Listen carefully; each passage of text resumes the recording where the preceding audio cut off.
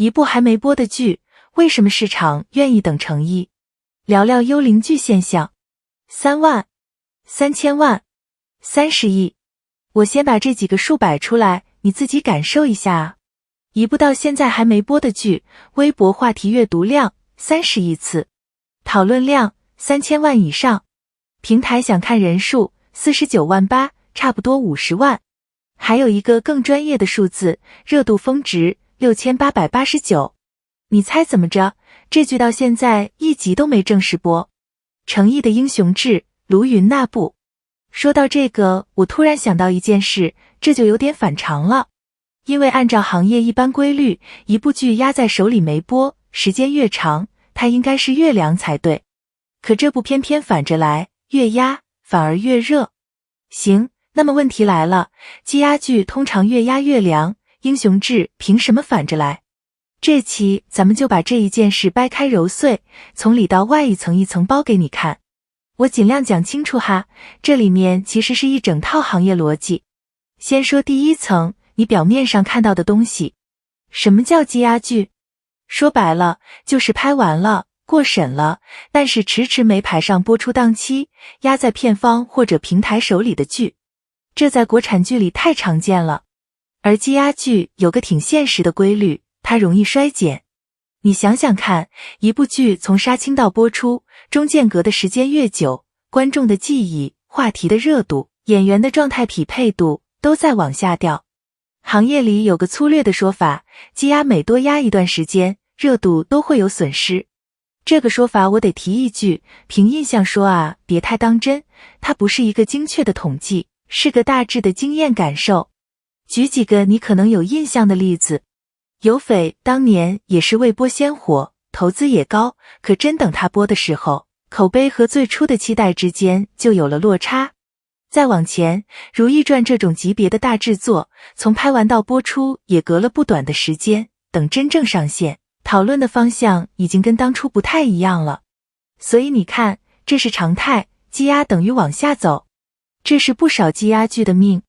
记住这条基准线，因为接下来这部剧他要把这条线给掀了。第二层，媒体通稿里没跟你说透的东西。我最近琢磨出一个概念，我自己管它叫幽灵剧。什么意思呢？就是这剧它存在，但它又不存在。它有制作，而且是大制作，它有审查，过了，它有主流信号，官方、平台都给过正面的露出，它甚至有热度，你看话题30亿。唯独缺一样东西，档期。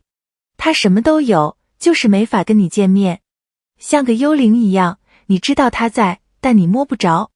这2年这种状态的剧不止一部。哦，对了，我得先插一个背景，不然你听不懂为什么会这样。拉回来啊，先说行业这边。这几年 S 加级别的大古装太多了，平台手里攥着一堆重量级项目，可一年的黄金档期就那么几个。暑期档、年末几个长假，位置是有限的，于是就出现了一个很拧巴的局面，不是剧不行，是档期不够分。大家都在排队，谁先上谁后上，这背后是平台之间、项目之间一整套博弈，内卷得很。行，现在回到英雄志，它就卡在这么一个位置。所以你要明白一件事，它迟迟没播，真不是这部剧本身有什么问题，更不是演员的问题。这是行业结构性的事儿，是排播这个大池子太挤了。这点我得替他说清楚，免得有人误会。第三层，真正的机制，他凭什么反着来？这才是关键。同样是幽灵剧，凭什么英雄志的热度不往下掉，反而往上走？我捋了捋，大概有这么几个底层支撑。第一，它的规格是真的硬。这部剧投资3个亿，实打实的 S 加大制作，2023年1月9日在横店开机。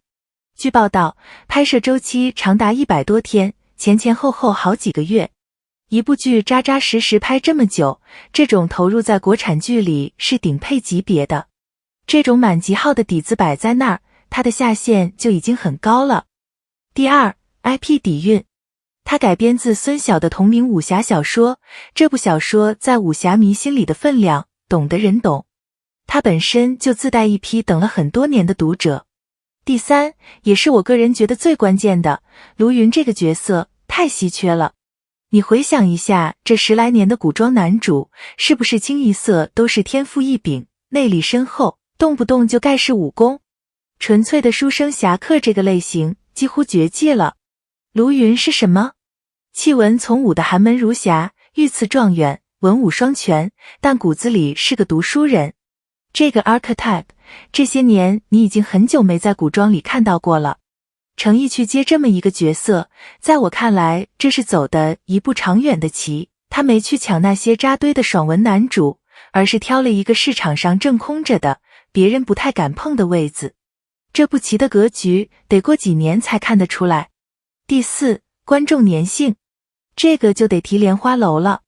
李莲花那个角色给他攒下的口碑和观众缘是实打实的，所以英雄志那将近50万的想看，不是凭空来的，是有人真心实意在等他下一步。至于那个热度峰值6889这个指标怎么算的，各家平台口径不太一样，我不想给你一个我自己都不100%确定的行业标准线，那不负责任。我只说一个相对的感受，在一部还没播的剧身上能跑出这个量级，已经是相当能打的数据了。这部分如果有更准的口径，评论区懂行的朋友可以补充。说回正题，一个演员能让一部还没播的戏数据一路往上走，这件事的分量，我们得好好聊聊。